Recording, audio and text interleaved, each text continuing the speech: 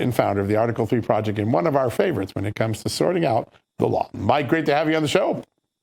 Thank you for having me. Let me start with the breaking news. President Trump clearly not satisfied, and a lot of people weren't satisfied with the judge's ruling last Friday. Do you think on appeal this is going to have a different outcome?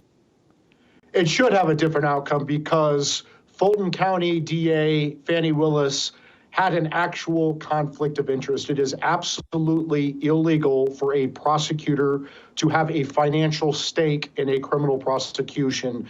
And that is exactly what Fani Willis has in this unprecedented criminal prosecution against President Trump and 18 others under a bogus RICO theory. She hired her illegal secret boyfriend, Nathan Wade, who's not qualified to run on a RICO case. She paid him $250 an hour.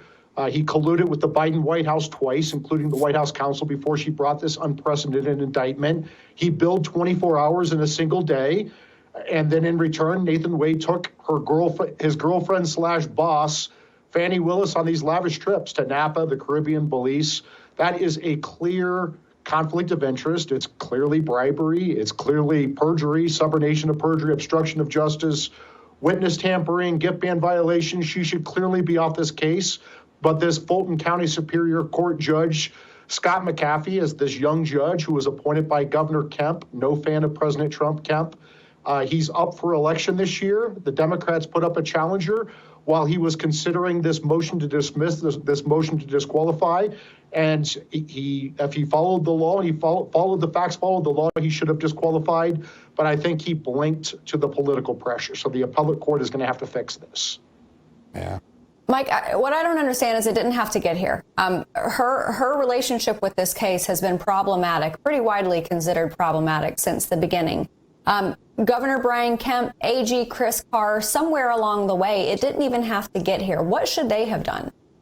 Well, Marjorie Taylor Greene, back in January, submitted a criminal referral to both Governor Kemp and Attorney General Chris Carr in Georgia, citing the clear statutory authority, the statutory duty that the governor and the attorney general have to open a criminal probe on Fulton County DA Fani Willis for the overwhelming evidence of bribery, perjury, subornation of perjury, witness tampering, gift ban violations.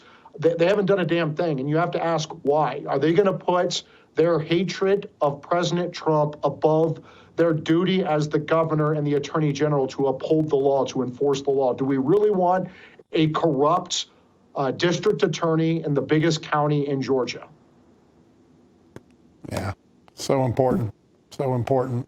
Mike, I want to turn to the Supreme Court. Two big cases, the NRA case, the Missouri free speech case. Got to look at the justices' thinking on a lot of this important decision-making that's really going to define how free speech is carried out in America, whether disinformation becomes a term for censorship in the future. Tell us what you read from the way the court played things out today.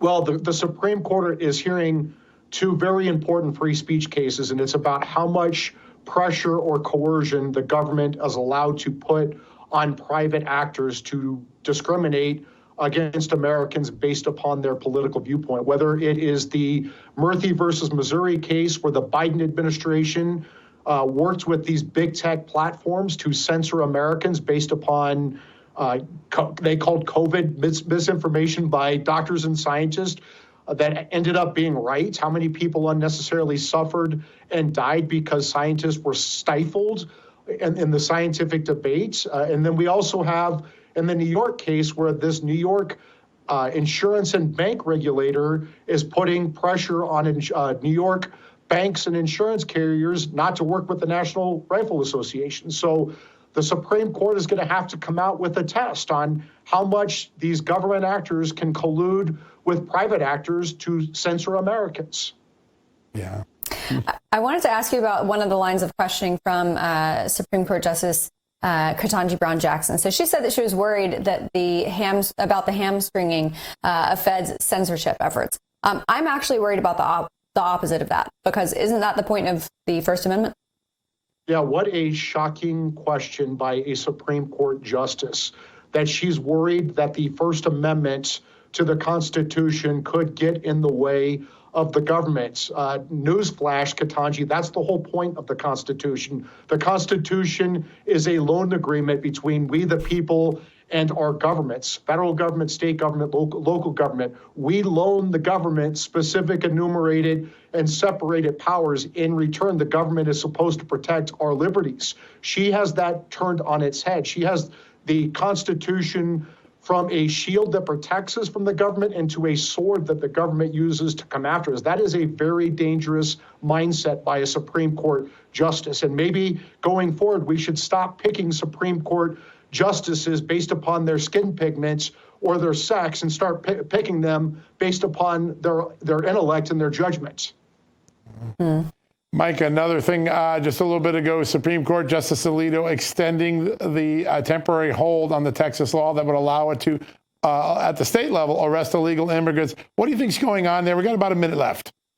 Well, I mean, I think that it's pretty routine for Alito to grant these requests. He probably talked to his colleagues on the court, and they try not to politicize these emergency requests for injunctions. But I'll tell you what, President Biden has intentionally opened our border and illegally imported 10 million illegal immigrants into this country, including unvetted and unvettable, dangerous illegal immigrants from dangerous places, including illegal immigrants who are bringing measles and tuberculosis and other very dangerous diseases into our country. And if the federal government is not going to protect us from this invasion, these states are stepping up to protect us from this invasion. And if the states aren't going to do it and the federal government's not going to do it, who the hell's going to do it? Yeah, that is the question. Security, health, and safety all on the front lines of that debate. And no response from the federal government. Mike, as always, a great honor to have you on the show, my friend. Thanks for joining us and making sense of a very busy legal day.